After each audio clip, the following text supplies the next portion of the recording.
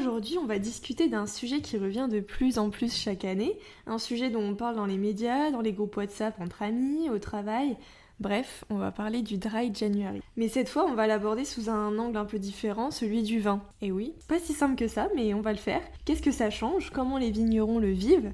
Et surtout, est-ce que faire une pause veut dire qu'on aime moins le vin? Et les réponses sont souvent bien plus nuancées qu'on le croit. Parce que Dry January, ce n'est pas dire oui ou non à l'alcool, c'est plutôt réfléchir à sa manière de consommer, à ce qu'on aime vraiment, comment on déguste. Et ça touche tout le monde, y compris les vignerons. Alors accrochez-vous car on va vous montrer que c'est un mois qui peut être intéressant même quand on aime le vin, même quand on travaille dans le vin.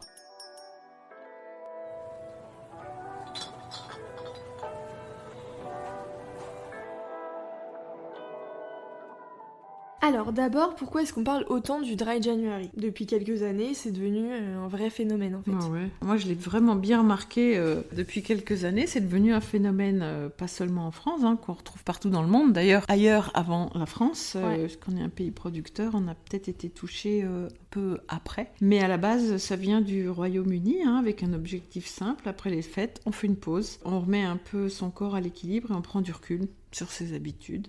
C'est pas un mouvement anti-alcool, c'est juste un mouvement plutôt pro-santé.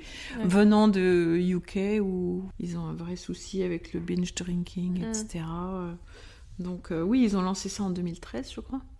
Et petit à petit, ça a pris de l'ampleur et c'est dans d'autres pays aussi, et même en France. Et en France, ça a pris beaucoup d'ampleur parce qu'on commence à avoir un changement dans les modes de consommation dû à ce mouvement. Tout à fait. Il y a deux tendances qui s'installent. On boit moins qu'avant. Déjà, même en dehors du mois de janvier, on boit moins qu'avant, tout à fait.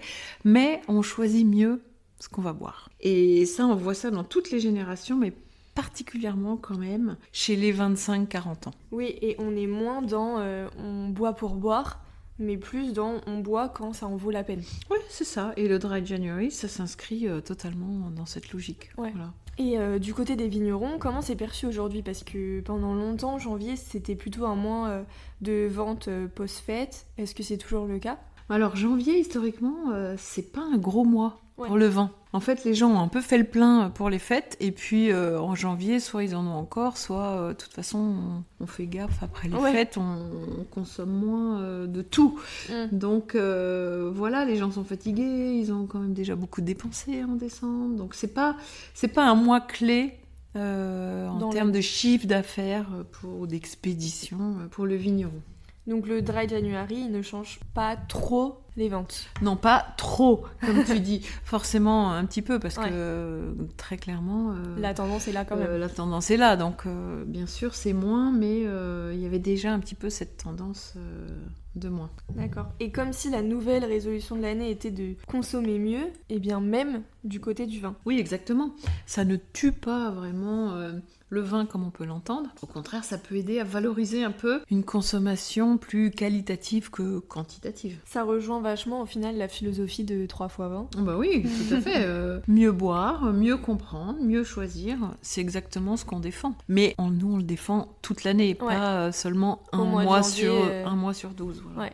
En mode bonne résolution de l'année. Oui, nous on est en bonne résolution tout le temps. Non mais c'est vrai, c'est une vraie philosophie. Ouais, c'est important de le dire. Puis il y a quelque chose d'intéressant, j'ai l'impression, c'est lorsqu'on diminue notre consommation, ça change aussi la manière de goûter par la suite.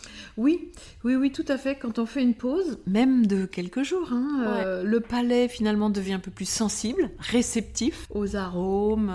Voilà, on les sent plus, on sent plus les arômes. On apprécie plus la finesse. Et on distingue un petit peu mieux les nuances, le relief. Tu sais, c'est moi qui suis une maman, à chaque fois qu'on est enceinte, et donc on arrête de boire. Là, on voit vraiment une différence incroyable. Après, on réapprend un petit peu à redécouvrir les arômes. Voilà, donc oui, c'est un peu la même chose sur un temps plus court, mais voilà. C'est un peu comme remettre son compteur à zéro. Exactement, oui, c'est tout à fait ça. Et d'ailleurs, pour les amateurs de vin, c'est presque un exercice sensoriel. On redécouvre des choses qu'on percevait plus avant, parce qu'on avait pris l'habitude, tout simplement. C'était un peu l'automatisme. Voilà, et le truc nouveau, c'est tu ressens les choses différemment. Donc Dry January, c'est un peu la séance de spa pour le palais, quoi. Oui, c'est ça. On nettoie son corps un petit peu, mais que ce soit pour le vin comme pour la nourriture. C'est sûr que on fait plus attention au mois de janvier qu'en préparation des fêtes, pendant les fêtes, voilà. Et en février, en mars, le vin paraît encore meilleur, c'est sûr. Mais il y a aussi l'aspect santé. Du coup, évidemment, après les fêtes, on essaye de manger plus léger. Donc, on essaye forcément de boire plus léger. Tout à fait. Faire une pause, ça permet un peu au corps de récupérer. Et on dort mieux, on digère mieux, on a moins de fatigue. Et souvent, c'est un mois où on remet un petit peu d'ordre dans plein de choses. Finalement.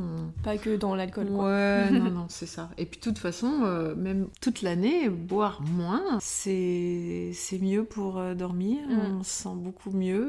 On a envie de faire plus de choses, ça donne de l'énergie. Voilà, c'est une question de quantité. Mais ce qui reste important, c'est qu'il n'y a pas de règles strictes dans le Dry January. On n'est pas obligé de faire le mois complet. Mais bien sûr, mais même quelques jours ou pas.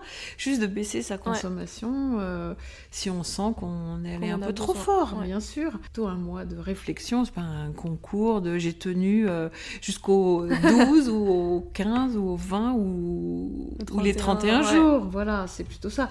Il y en a qui arrêtent complètement, d'autres qui réduisent simplement, et puis certains utilisent janvier pour choisir un peu différemment. Et c'est cette dernière option qu'on garde en tête. Le Dry January donne envie de consommer différemment. On devient plus sélectif. Oui, c'est ça, complètement. Après janvier, il y a beaucoup de gens qui me disent voilà, on ne doit pas boire tous les jours.